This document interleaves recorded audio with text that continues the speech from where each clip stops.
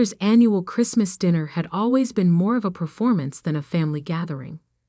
The crystal chandelier casting its golden glow over the mahogany dining table, the fine china plates perfectly arranged, the expensive wine poured into delicate glasses.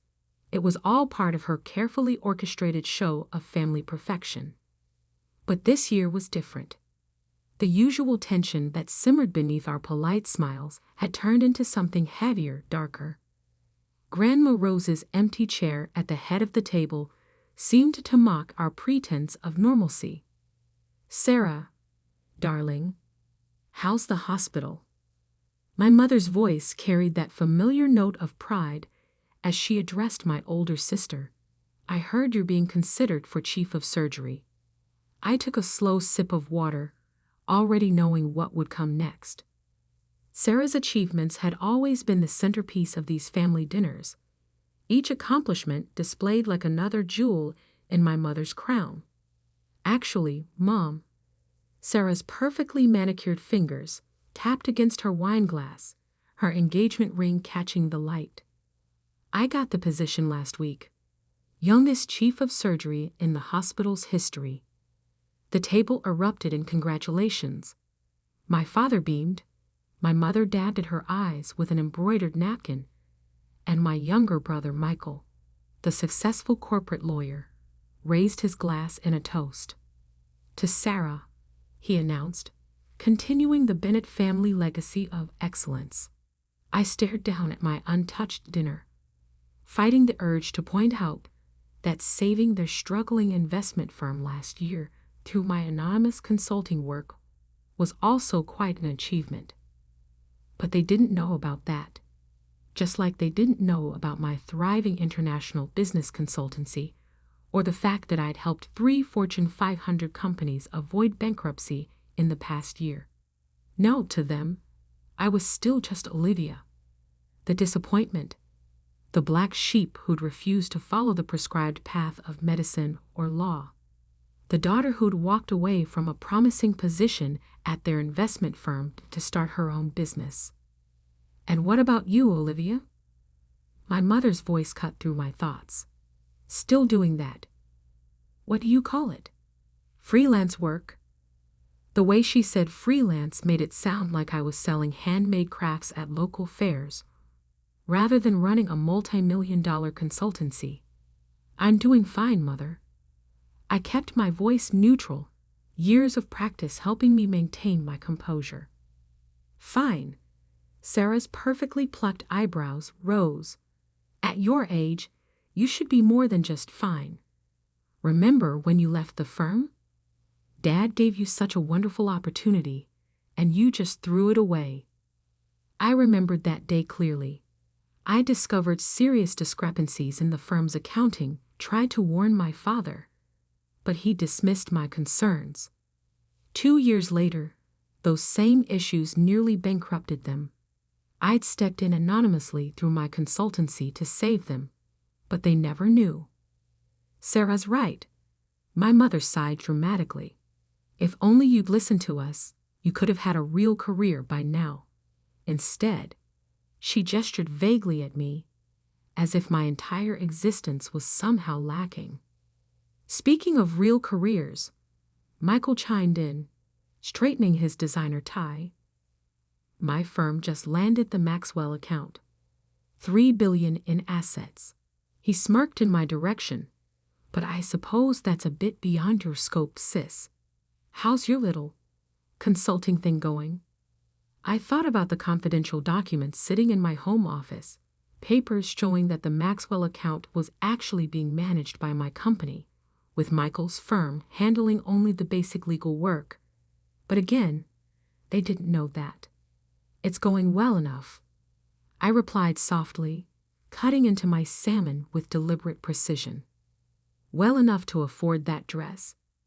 Sarah's eyes flicked over my simple black sheath dress. "I could take you shopping sometime. I know some lovely consignment shops." My dress was actually a hand-tailored piece from a small Parisian atelier, costing more than Sarah's monthly salary. But they didn't need to know that either.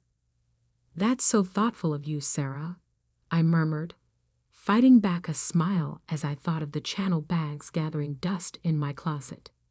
The conversation drifted back to Sarah's accomplishments, Michael's cases, and my mother's social circle. I sat quietly, letting their words wash over me like background noise.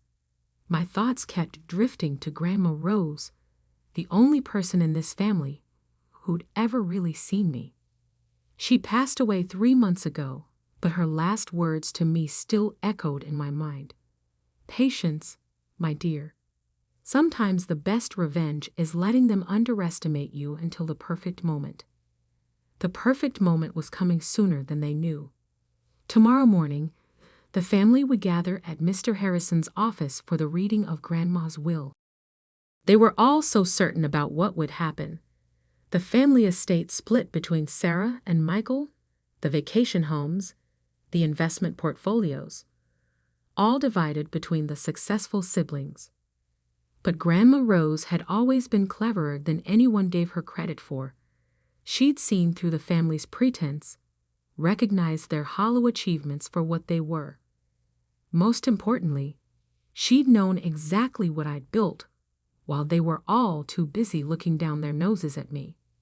I heard from Mr. Harrison today, my mother announced, pulling me from my thoughts. The will reading is at 10 tomorrow. I assume you'll be there, Olivia? Though really, it's more a formality for you. Of course, Mother. I dabbed my lips with my napkin, hiding my smile. I wouldn't miss it for the world. Just try not to be disappointed, Sarah added with false sympathy. We all know Grandma Rose understood the importance of keeping the family legacy in capable hands. If only they knew that Grandma Rose had been my first investor, that she'd helped me establish my company, while they were all dismissing my dreams as foolish fantasies. If only they knew that their precious family legacy was already in my hands. But they would find out soon enough. Tomorrow, their carefully constructed world of superiority would come crashing down. Tomorrow, they would learn that the black sheep they dismissed for so long was actually the wolf they should have feared. I raised my water glass, offering them a smile that none of them could quite read. To family, I said quietly.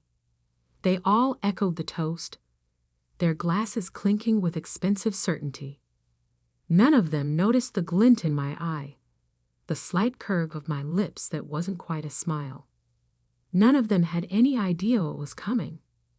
As I drove home that night, my phone buzzed with a text from Mr. Harrison. Everything is prepared for tomorrow, Ms. Bennett, just as your grandmother arranged. I didn't reply. Instead, I parked my car in the private garage of my penthouse apartment, the one my family thought was a modest rental in a developing neighborhood, and made my way to my home office. The wall of windows offered a spectacular view of the city skyline, lights twinkling like stars against the dark sky. Opening my safe, I pulled out a thick manila envelope. Inside was Grandma Rose's letter to me, written 6 months before her death. I'd read it so many times I knew the words by heart, but tonight I needed to see them again. My dearest Olivia, they never saw you clearly, did they? Too busy preening in their own reflections to notice the quiet strength you were building. But I saw you. I saw how you turned their dismissal into determination, their doubt into drive. Tomorrow, they'll finally see what I've seen all along. The black sheep of the family isn't lost. She's been leading the flock all along. All my love, Grandma Rose. I placed the letter back in the safe, next to the documents that would change everything tomorrow. Then I poured myself a glass of wine, a rare vintage that cost more than Michael's monthly mortgage payment, and settled into my favorite armchair. Tomorrow would be interesting indeed. Mr. Harrison's law office occupied the entire top floor of one of the city's most prestigious buildings. As I stepped out of the elevator at precisely 9:45 a.m., I couldn't help but smile at the irony. I actually owned this building through one of my shell corporations, not that my family knew that. The reception area was already full. Sarah sat perched on an expensive leather chair, her surgeon's hands fidgeting with her pearl necklace. Michael paced by the window, his Italian leather shoes clicking against the marble floor. My parents sat together, my mother's face carefully composed, though her fingers drummed restlessly against her designer handbag. "Cutting it rather close, aren't you?" Sarah's voice dripped with disapproval as I walked in. I checked my watch. Still 15 minutes early, but didn't bother responding. Instead, I took a seat near the window, smoothing down my simple black dress. The same one they'd mockingly suggested came from a consignment shop. Now, my mother interjected with forced cheerfulness. "Let's all try to remember what Grandma Rose would want. Family harmony." Michael snorted. "Family harmony? Please, Mother. We all know why we're here. The family estate needs proper management, and some of us," his eyes flickered meaningfully toward me, "clearly aren't equipped for that responsibility." Before I could respond, Mr. Harrison's assistant opened the conference room doors. "The family may enter now." We filed in like actors taking our places on stage. The conference room was impressive, all dark wood and leather, with floor-to-ceiling windows offering a panoramic view of the city. At the head of the long table sat Mr. Harrison, his silver hair and wire-rimmed glasses giving him an appropriately grave appearance. "Good morning, everyone," he began, his voice carrying the weight of 40 years of legal practice. "We're here today for the reading of Rose Eleanor Bennett's last will and testament." I watched my family settle into their seats, all of them wearing nearly identical expressions of barely concealed anticipation. They'd spent the last 3 months since Grandma's death carefully planning how they'd divide her considerable estate. "Before we begin," Mr. Harrison continued, "I must stress that what I'm about to read reflects your grandmother's explicit wishes. She was—" He paused, his eyes meeting mine for a brief moment, "very specific about certain conditions." "Conditions?" My father frowned. "What conditions?" "The estate should simply be divided between the children, as is traditional in our family." Mr. Harrison cleared his throat. "Perhaps it's best if I simply read the will." He opened a thick leather portfolio and began. "I, Rose Eleanor Bennett, being of sound mind and body, declare this to be my last will and testament." The initial paragraphs were standard legal language. I watched my siblings grow increasingly impatient, Michael checking his watch, Sarah tapping her perfectly manicured nails against the table. Then came the part they'd been waiting for. "Regarding the distribution of my estate, valued at approximately $48 million. Sarah sat up straighter. Michael stopped checking his phone. "I hereby declare that the entire estate, including all properties, investments, and assets, shall be placed under the sole control of my granddaughter, Olivia Bennett." The silence that followed was absolute. You could have heard a pin drop on the thick carpet. "What?"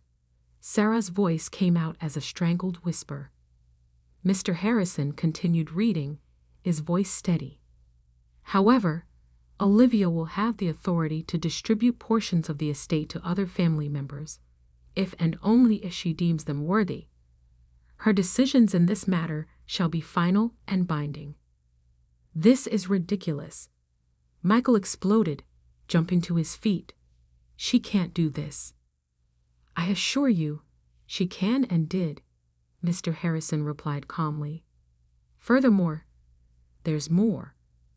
My mother had gone pale. "More?" "Yes," the will continues.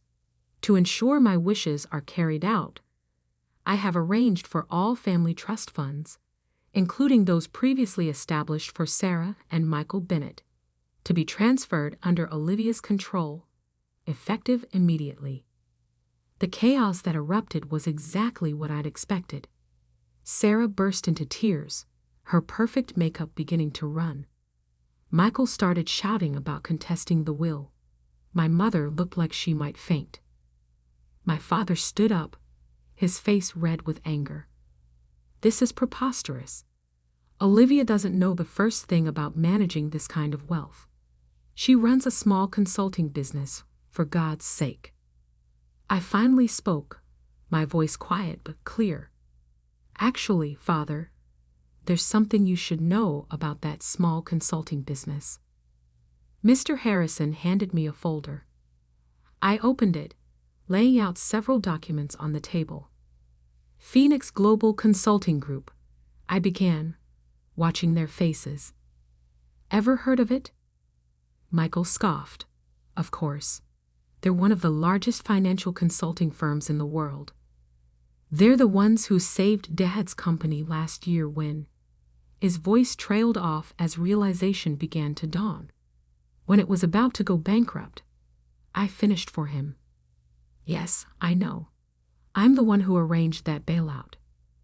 What are you talking about? Sarah demanded. I'm the founder and CEO of Phoenix Global, I said simply. Have been for the past 8 years. Grandma Rose was my first investor. The silence that followed was deafening. My mother's hand flew to her throat, clutching her pearls. My father had gone from red to white, all the blood draining from his face.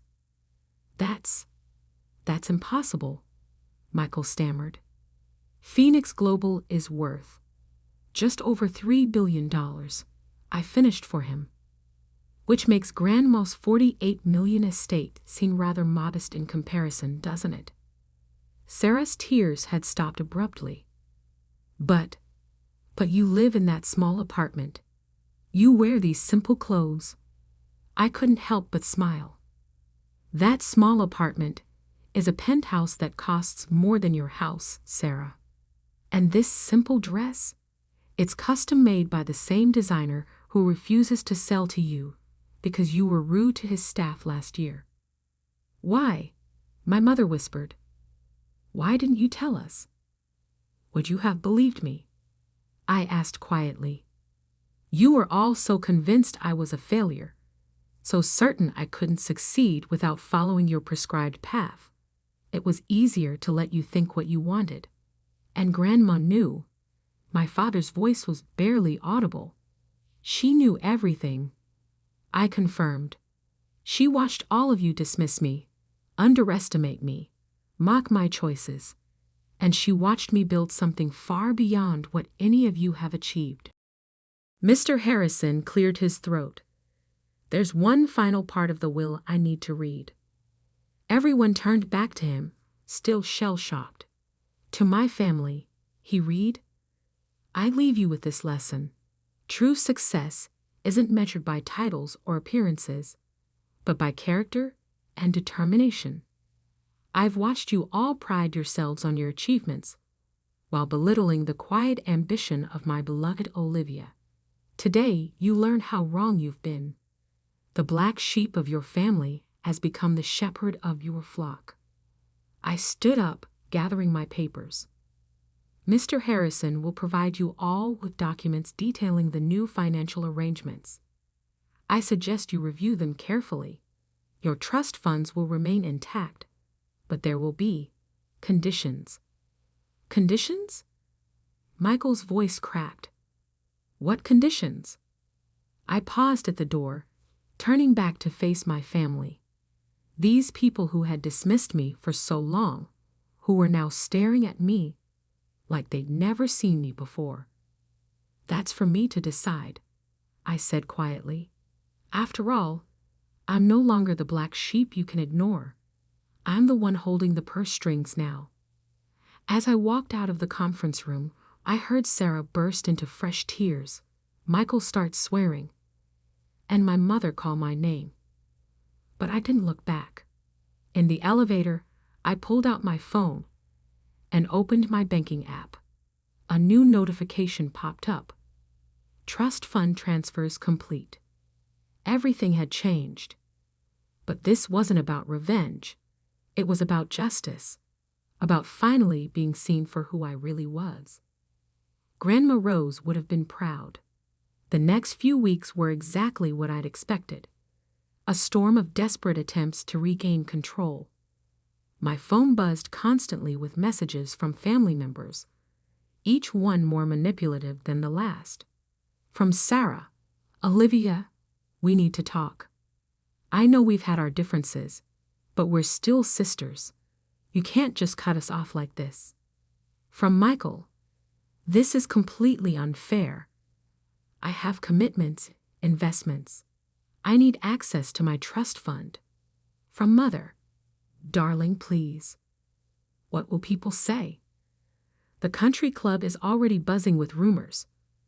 We need to present a united front." I read each message but didn't respond. Instead, I focused on my work, steering Phoenix Global through a major merger while simultaneously restructuring my family's finances. It was during one of these late nights at the office that my assistant, Lisa, interrupted me. "Miss Bennett, your sister is here." I looked up from my computer screen. Through the glass walls of my corner office, I could see Sarah standing in the reception area. Gone was her usual air of superiority.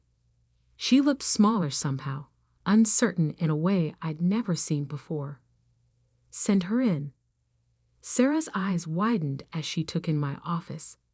The spectacular city view, the elegant furnishings, the clear symbols of power and success she'd never imagined I possessed. "This is quite something," she managed, sinking into one of the leather chairs across from my desk. "What do you want, Sarah?" She flinched at my directness. "I've been doing a lot of thinking since the will reading, about how we treated you, about all the things we never knew." "You mean all the things you never bothered to ask about," I corrected quietly. "Yes," she whispered. "That too." She took a deep breath. "The hospital board is reviewing my position as chief of surgery.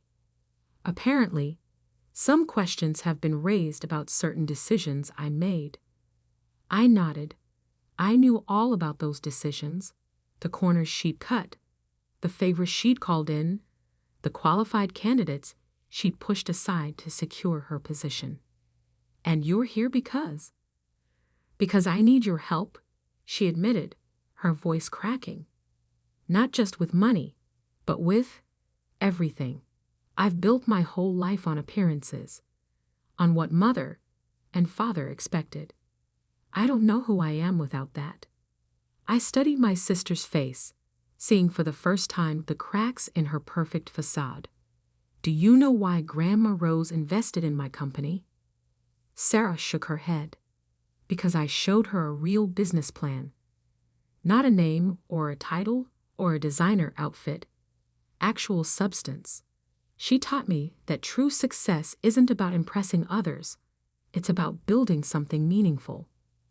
Tears started rolling down Sarah's cheeks, smearing her expensive mascara. "I never knew her like you did I? I was too busy trying to be perfect." "No," I agreed. "You didn't." I opened my drawer and pulled out a folder. "This contains two things. First, a complete audit of your decisions at the hospital. Second, a plan to correct those mistakes, ethically and legally." Her hands trembled as she took the folder. "Why would you help me after everything?" "Because Grandma Rose didn't make me the executor of her will for revenge. She did it to teach this family a lesson about value. Real value." The next visitor came 3 days later. Michael stormed into my office unannounced, his face red with anger. "You've frozen all my accounts," he shouted. "Do you have any idea what this is doing to my reputation?" I calmly looked up from my computer. "Sit down, Michael." "I will not." "Sit. down. Something in my voice made him comply. I pulled up a document on my screen and turned the monitor toward him. "Do you recognize this?" His face went pale. It was a detailed report of every client he'd overcharged, every corner he'd cut, every ethical line he'd crossed in his pursuit of success. "How did you?" "I know everything, Michael. Every shortcut, every lie, every client you've cheated. Did you really think I wouldn't investigate before taking control of the family's finances?" He slumped in his chair. "What are you going to do?" "That depends on you. I have a proposal, one that involves you actually earning your success for a change." The hardest conversation came last. My parents requested a meeting at their house, the home I'd grown up in, where I'd spent so many years feeling invisible. They were waiting in the living room, looking oddly diminished. The usual trappings of wealth surrounded them, but somehow they no longer seemed to fit.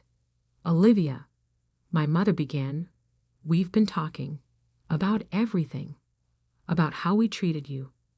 My father cleared his throat. "When I nearly lost the company last year, it was you who saved it, wasn't it? Through Phoenix Global?" I nodded.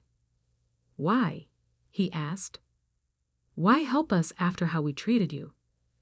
"Because that's what families should do," I replied. "Support each other, not tear each other down to feel superior." My mother started crying softly. "We were so wrong about you, so terribly wrong." "Yes," I agreed, "you were. But that's not why I'm here." I opened my briefcase and took out several documents. "These are the new terms for the family trust. There will be changes." They listened in silence as I outlined my conditions. No more trust fund payments without proof of actual work or contribution. No more blank checks for maintaining appearances. Resources would be allocated based on merit, not status. "But what will people think?" my mother whispered. "That's exactly the kind of thinking that got us here," I pointed out. "It's time for this family to develop some substance behind the style." 1 month later, I stood in my office, looking out over the city lights. My phone buzzed with a text from Sarah. She was starting over at a smaller hospital, working her way up properly this time. Michael had accepted a junior position at a respected law firm, learning to do things the right way. My parents were adjusting to their new reality, slowly learning to value achievement over appearance. On my desk sat a framed photo of Grandma Rose, her eyes twinkling with that knowing look she always had. Next to it lay her final letter to me, the one I'd only opened after the will reading. "My dearest Olivia, by now they know, not just about your success, but about the strength they never saw. Use this power wisely. Not for revenge, but for redemption. Sometimes the black sheep becomes the shepherd not to punish the flock, but to guide them to better pastures. You've built something remarkable, my dear. Now help them build something real of their own. All my love, Grandma Rose." I smiled, touching the letter gently. She had known exactly what she was doing, setting up this elaborate lesson. It was never about the money. It was about forcing my family to finally see the truth about success, value, and what really mattered.